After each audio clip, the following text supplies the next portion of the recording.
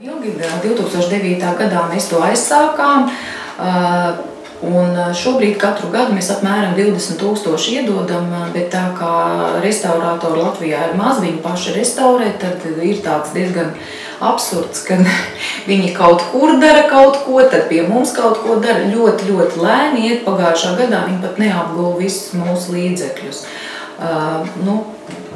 Mūsu uzstādījums tāds, ka mēs dosim naudu, ja viņi varētu izdarīt vairāk un ātrāk, mēs iedotu naudu vairāk.